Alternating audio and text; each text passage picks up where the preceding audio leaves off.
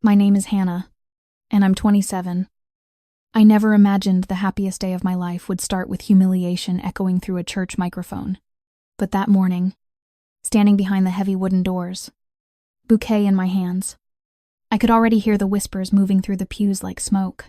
My parents had insisted we hold the ceremony at their church, the place where I grew up singing hymns and memorizing verses. So I told myself it meant they were finally accepting my decision to marry Ethan. Ethan was a widower. He was also the kindest man I had ever known. And I thought maybe, just maybe, my parents had decided love mattered more than pride. I was wrong. The sanctuary was full. Sunlight spilled through stained glass and painted soft colors across polished wood. Guests smiled politely, programs in their hands. Unaware my parents had asked the pastor for a few words before I entered. I remember adjusting my veil, trying to breathe slowly, trying to keep my hands from trembling. Then my cousin Mara rushed backstage with her face pale and her eyes wide. She grabbed my arm and whispered, "Your dad is at the pulpit." At first, my heart lifted for half a second. A blessing. I thought, a father's speech, a last-minute attempt to show support. Then I heard my name.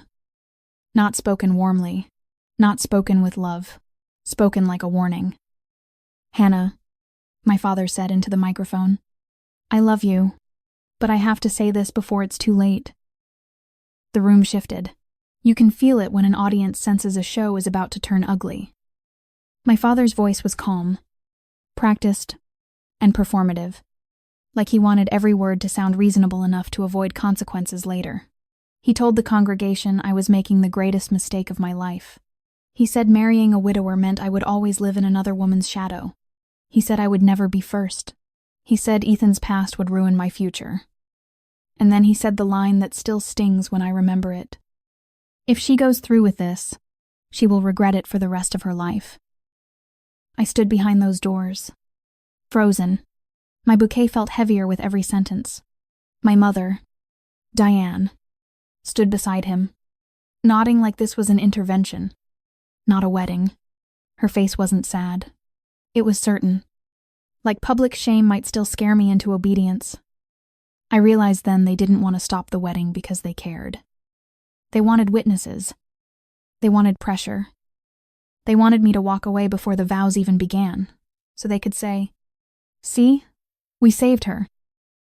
For a moment, I considered running, not from Ethan, from the humiliation waiting outside, from the feeling of being trapped in a story my parents were narrating for me in front of everyone I loved. Then a small hand slid into mine. Ethan's daughter, Lily, was 6. She'd been sitting quietly in the side room coloring on a paper plate because she'd been excited about the Princess Day. And she had no idea adults were setting my life on fire in the next room. She looked up at me with innocent confidence and asked, "Are you okay?" Her voice steadied me more than any deep breath ever could, because Lily didn't see a widower. She didn't see a scandal. She saw a family she wanted to keep. I crouched and smiled even though my eyes burned. "I'm okay," I told her. "I'm right here." The music cue started anyway. The coordinator gave me a hesitant look like she didn't know who had authority anymore. The doors began to open. As the sanctuary came into view, I saw rows of faces turn toward me. Some shocked, some uncomfortable, some curious, like they were watching a headline unfold in real time. My father was still standing near the pulpit, chest lifted, like he'd done his duty. My mother sat down slowly, still nodding to herself like she'd won something. My heart pounded so loudly I barely heard the organ. But I started walking. Because here's the thing my parents never understood. I wasn't walking into disgrace. I was walking toward the man who had shown me patience, honesty, and love that didn't pretend life was perfect. Ethan stood at the altar, eyes red but steady, looking like he'd been hit and was still standing. He didn't move, didn't speak. He just silently asked me, "Do you still want this?" I nodded once. And then Lily stepped forward ahead of me, holding a small sign. I hadn't seen it. Ethan hadn't seen it. She'd refused to show anyone beforehand, guarding it like a secret mission, All we knew was she insisted she wanted to walk first. Every step she took echoed softly on the marble floor. The church was so quiet it felt heavy. Even the whispering stopped. People leaned forward, confused, curious, unsettled by what my parents had just done. My father stood stiffly near the front row now, convinced his speech had planted doubt. My mother wouldn't look at me, but Lily kept walking like she wasn't afraid of a room full of adults. Then she reached the center of the aisle and turned around. She held the sign up with both hands so everyone could read it. The letters were uneven, clearly written by a child, but the message hit the room like a bell. He didn't lose a wife. I didn't just lose a mom. Today, we get a family again. A collective gasp rippled through the pews. Someone started crying immediately. I saw a woman cover her mouth, shoulders shaking. A man blinked hard and looked down at his hands like he suddenly felt ashamed for sitting through my father's speech without stopping it. Even the pastor lowered his head, like he understood the moment had become bigger than the ceremony. Ethan broke first.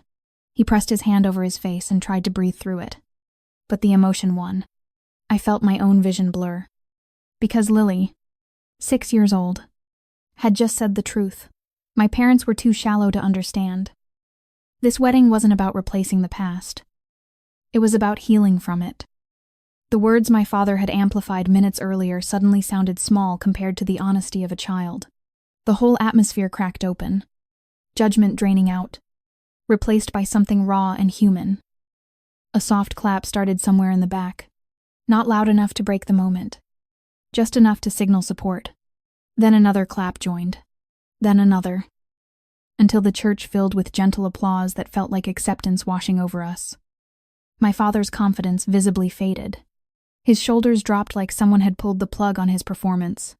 For the first time that day, he looked uncertain, because the narrative he tried to control had slipped out of his hands.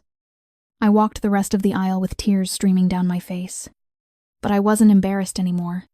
I wasn't afraid.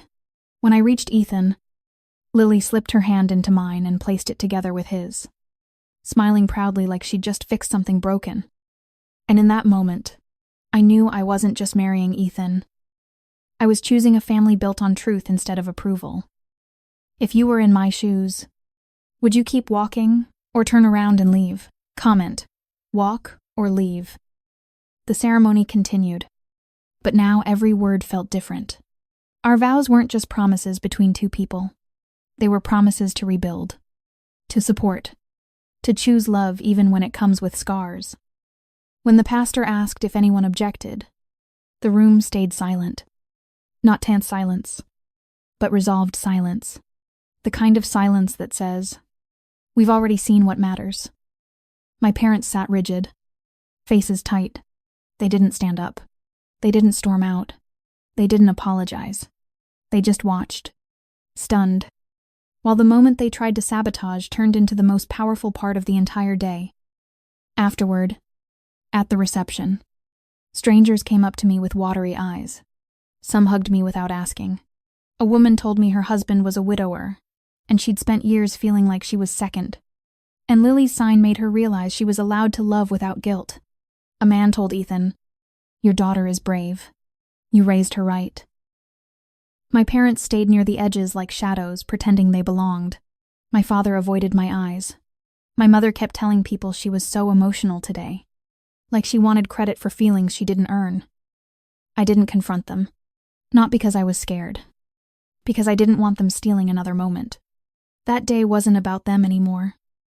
2 days later, while we were on our honeymoon, my phone exploded with notifications, texts, DMs, missed calls. My cousin Mara sent me a link with one sentence. "Hannah, it's everywhere." Someone had recorded Lily's sign. The whole aisle moment. The gasp. The tears. The applause. They posted it online. Within 48 hours. It had millions of views. Then more. Then more. The comments were full of widowers, step-parents, kids from blended families, people who said they'd been told their love was wrong, or second, or not pure. Strangers thanked Lily for putting words to something adults struggle to say. And that's the part that still amazes me. My father's speech wasn't what people remembered. What people remembered was Lily's courage. Humiliation, answered without anger. Shame, answered with truth. My parents eventually called. Their voices were quieter than I'd ever heard. My father said, "We didn't understand what we were doing." My mother said, "We didn't mean to hurt you." But here's the thing, they meant to stop me. They meant to pressure me. They meant to use that church microphone as a leash. They just didn't expect a 6-year-old to cut it with one sentence. Forgiveness didn't happen instantly. I'm not one of those people who pretends a phone call erases years of control. But something softened. Not because my parents earned it, but because I refused to keep carrying their bitterness into my new life. Ethan and I set boundaries. Clear ones. No more public concerns. No more sermons disguised as love. If they wanted to be in our lives, they had to respect the family we were building. And Lily? She stayed proud. She kept telling everyone. I helped, like she had done a small, heroic thing. She had, because the real victory wasn't going viral. It wasn't revenge. It wasn't proving my parents wrong in a way that made them look stupid. The real victory was standing firm in who I chose to love. That day taught me something I'll never forget. Sometimes the loudest judgment collapses in front of simple truth. Sometimes the smallest voice carries the most power. And sometimes, the family you build is the one that finally heals you. If this story touched you, subscribe and turn on notifications. More real story times are coming.